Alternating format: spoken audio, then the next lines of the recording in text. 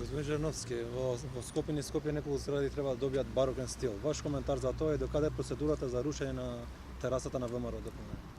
За жал, тие ќе продолжат со барокот, не можат преку општиот центар, па менуваат закони за да продолжат преку град Скопје. И токму тоа и се случи, па град Скопје продолжува со барокни фасади и покрај тоа што критиките се очигледни, и покрај тоа што граѓаните не го сакаат, и ги трошат парите за барокот.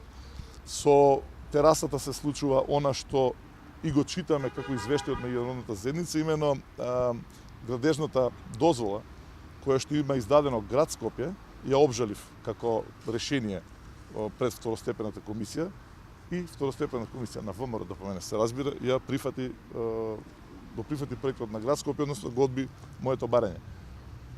Со ова се докажува дека Министерството за транспорт и врски, град Скопје, всушност работи под директна контрола на ВМРО ДПМН. Тоа е тоа на спрега помеѓу државата и партијата.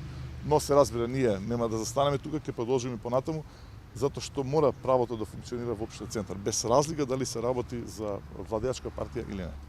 Ако последно се сеќавам на седница на Совет имаше советнички прашања и токму беше ова прашање поставено од колегите, рековте дека ќе побарате полициска асистенција за рушење на... Така, токму тоа документот беше готов, потоа град Скопје издаде решение, ја дозволи на така начинета на стешница, јас го обжалив се тоа. Сакам да потенцирам дека за тој простор е надлежен општин центар, а не град Скопје. И затоа ја обжаливме тоа решение, го обжаливме пред второстепена комисија.